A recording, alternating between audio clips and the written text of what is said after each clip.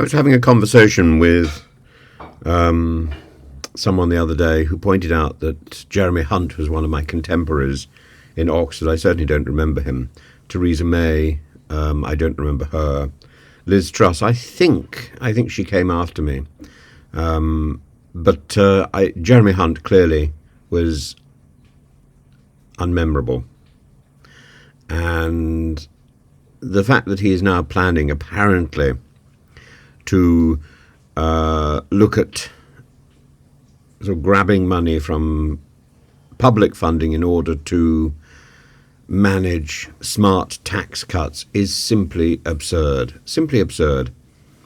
And we have a situation where our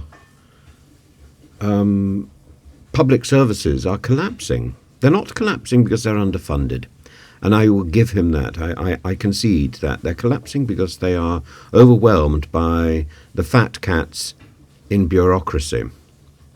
So when we think of fat cats, we normally think of people who are grabbing money. In this case, that's absolutely true. The layer of bureaucracy which dominates the health service, the Home Office, the police force, teaching, is so oppressive. Now, with teaching, there's an easy solution. Just cut it. Get rid of Ofcom, or Ofgem, Ofcom, Ofsted, all these offs. They tell you exactly what they mean. Off, go. And Ofsted is something that is unnecessary. People will say, oh, but you need monitoring. Actually, schools already have monitoring. It's called management, the management team, staffed, controlled by the head teacher. If you don't trust the head teacher, maybe your school should just give up. And the head teacher perhaps should be monitored, but not the entire school. It's unnecessary. It simply provides more money for the bureaucrats. That money should be channeled into the schools. Same sort of thing with universities. Universities are on the brink of collapse. Why? Because they've been surviving for so long by charging foreign students more than they charge native students.